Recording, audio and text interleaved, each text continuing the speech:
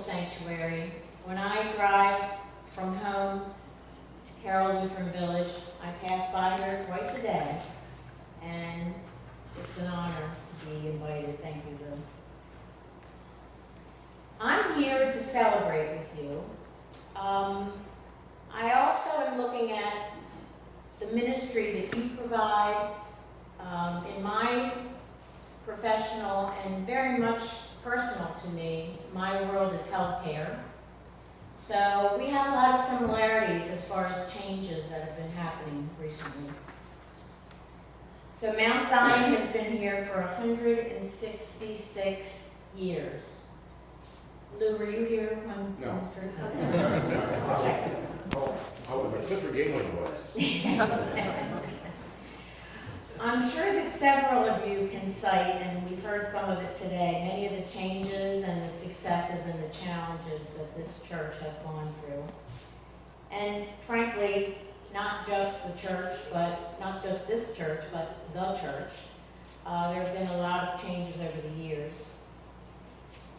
Your church, my understanding is a small congregation, and yet it is a community, it is a family. And I can feel that today, which is really warm and wonderful. I was a little nervous to come today, but I feel at ease. I do. It's very, very good feeling. So not only are you a community, but you have a strong foundation. And I'm sure that you can feel that. But I also know that you're probably evolving. You're probably still evolving. As you look at the many years since this church started, people have changed. Parishioners' lives have all changed. Everyone's lives have changed. Weekly services have undoubtedly changed as well. Many churches haven't survived, certainly not 166 years. And they're continuing to try to stay together. And I was thinking about this. I think what can hold you together, to keep holding you together, is the fact that you have a strong outreach and that you serve the people in this community. And from where I stand, the greatest gift you can give for yourself is of yourself. I was thinking about times that have changed. I'm sure everyone here can remember when stores weren't even open on Sundays. That seems kind of a foreign concept, doesn't it? When there wasn't much traffic out on a Sunday morning. If you didn't go to church, you knew you had to get to restaurants before noon or 1 o'clock, because that's when church would let out, typically. And for many churches, they've seen, and maybe you have seen, your congregation or your membership decline a bit. Well, in order to survive, some of the churches have turned to changing their music, changing maybe their message. Contemporary is a key term now. Often the message that the sermons contain have also changed. I'm sure that sometimes words have to be presented very carefully so that no one's offended.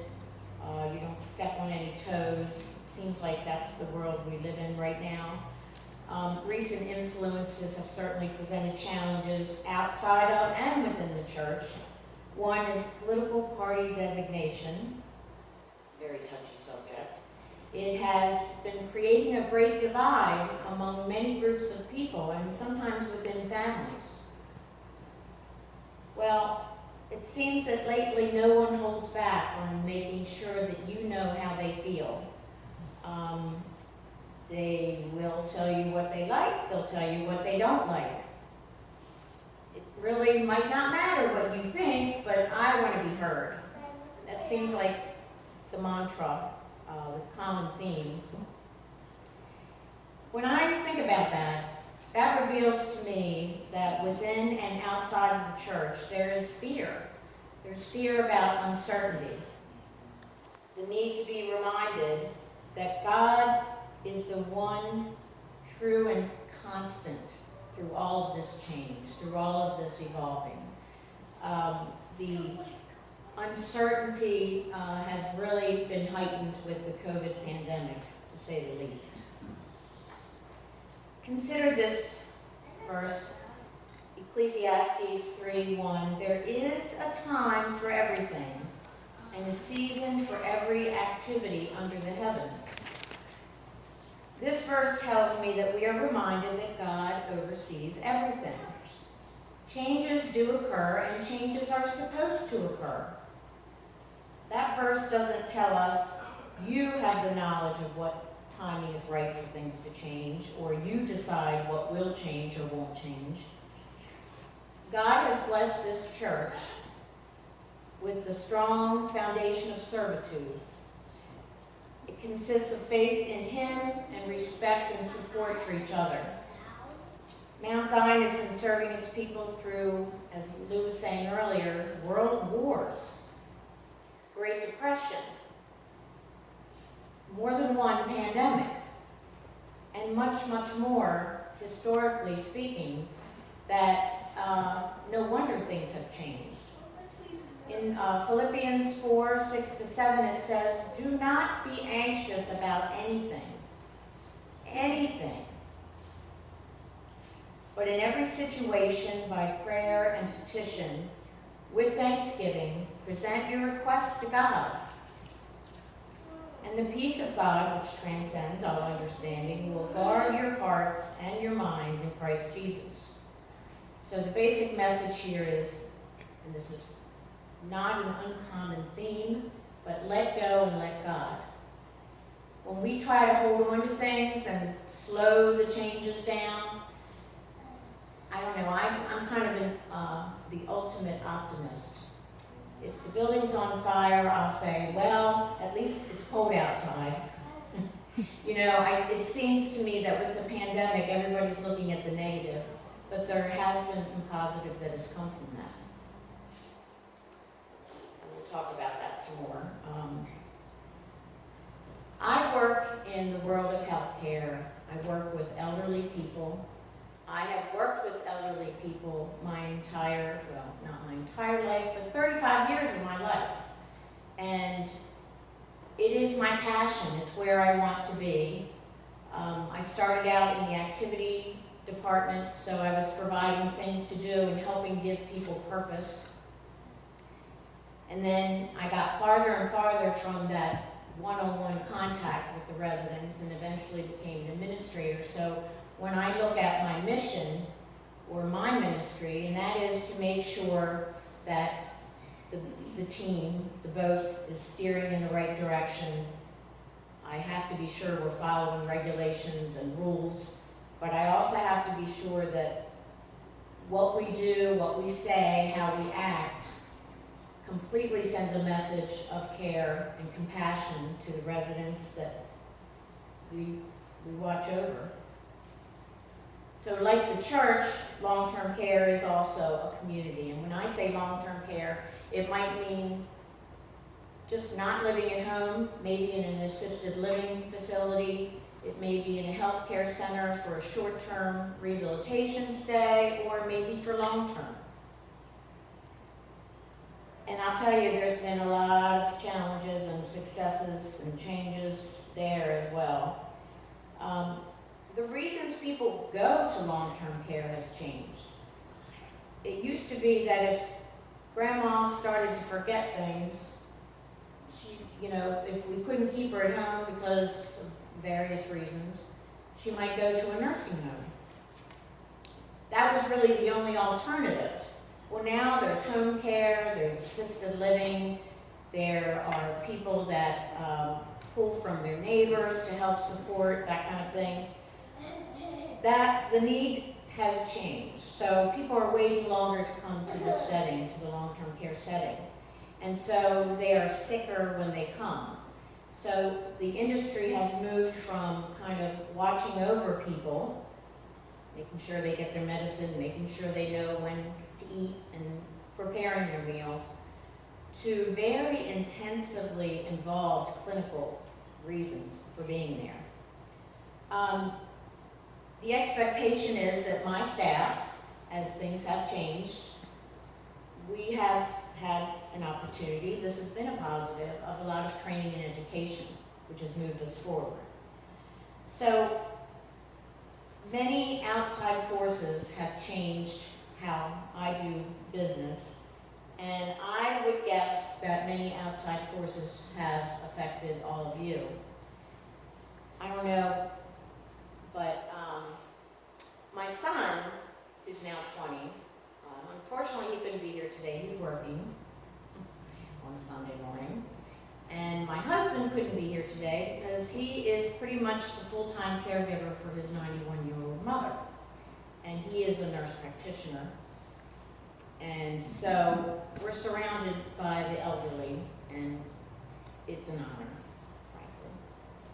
So when you look at how you kind of have to keep up. So if you look at the church, for example, you almost have to market yourself. You almost have to say, this is why we think you should be here. And so when I look at the competition for my world of healthcare, it used to be the Carroll Lutheran Village was the place on the hill, and it was the only place around here. But that is very much not true anymore. We have to look at, we in long-term care, we're very careful about what the building looks like. Because the children of the resident, and when I say children, some of the children are 75 years old, okay? That's changed a lot. But the children of my residents, no one wants to come to a rehab or a nursing home unless they have to. So I have, for 35 years, been representing an industry that nobody wants to talk about or think about until they have to. And I want my team to be part of turning that around, that it doesn't have to be a negative. It's not well respected. I think just like going to church and not having younger people or not bringing in new people, I have had to fight with that myself with this pandemic that we are kind of sort of in the tail end of. People don't want to work in nursing homes, or they have worked in it, they've been through the worst of COVID, and they've said, I'm done. I don't want to be in healthcare anymore. So now, just as you have maybe some wishes that your congregation would grow more, I'm having a hard time finding staff. So the pandemic has definitely kind of brought me to a place where it's just another change, and it's representative to me to take, well, it's led me to take pause, to really appreciate my staff. My staff, this is before I got to Carroll Lutheran, but it was true where I came from. The staff would stay. There were some staff that didn't go home because they were afraid to bring COVID home. So they literally lived at Carroll Lutheran Village and worked. And staff were afraid to come to work, some of them, or they quit. They were very fearful. But my core team, who were still there, they came. They said, well, who's going to take care of the residents? So I've had to kind of take pause to say, wow, you know, these are dedicated people I'm glad to be a part of. With COVID, with the church, I've heard that a lot of people are attending via either listening or watching the services. And you know, you may be reaching more people than you did before. I know that it's not encouraging to have less physical people here, but some people, it is so difficult to get moving in the morning that they're still getting the word from you. So that's a positive change. Now, Jeremiah 29:11 says, "For I know the plans I have for you, declares the Lord, plans for welfare and not for evil, to give you a future and a hope." Yes, there have been changes in your ministry, in my professional ministry, and the changes can be very daunting. That's all there is to it. So, it's different, but 166 years, no question, things have changed and gone back and changed and gone back. You all are a community here at Mount Zion. I can feel it. It's really about who you are and your sincerity behind believing that you're here for a purpose, and it's not a coincidence who you talk to about the church or invite to the church. Just a quick anecdotal here. You never know how you're going to get people to come to church. Several years ago, my husband, who gives blood as soon as he's allowed to, went to this church, and it was a big church with a big altar area, and they had chairs instead of pews, so they could move the chairs out of the way and set up tables and all of the donating paraphernalia. Well, he said, "Jennifer, you're not going to believe this, but I was on the altar giving blood." He said, "That was really striking, I guess. I don't know how." And he said, and the woman that was there was so kind. We really should go to that church, because we had been looking at that time. Well, the rest is history. We got very involved, and we went there for many, many years. So that's a way to get introduced. There's also a church, very small one, probably half the size of this church, on my way to where I would take my son to school every day. And they had a sign out that said, spaghetti dinner. And my husband said, let's go to that, because we pass this church all the time. And I said, in the evening I'm pretty worn out. I've worked all day, my son was young at the time. Well, we went to the spaghetti dinner. And they were so happy to have fresh new faces, and this group was so sincere and sweet. This was 10 years ago, and I still talk about it. They were genuinely glad that we were there, and we had the best evening. And the best spaghetti, but it was the best evening.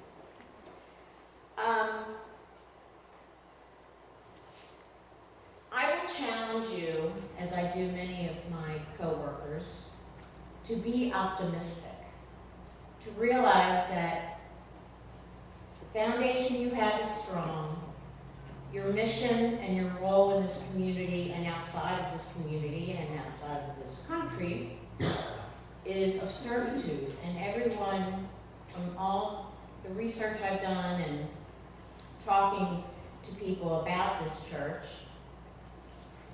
you have made your mark here, and you can keep making your mark, but I guess, we have to look at things a little differently. And I believe that even with the pandemic, there are positive things to see in front of you. And I think you see them, but there's always a little uncertainty about what the future will hold. But I will tell you that I felt extremely welcome when I came here. I had a very good feeling. There are many of you who are elderly, and of course that's always my thing, so I love it. I love seeing people together. And just keep in mind that the people that are at home, they get to enjoy this as well. It's just different. It's different.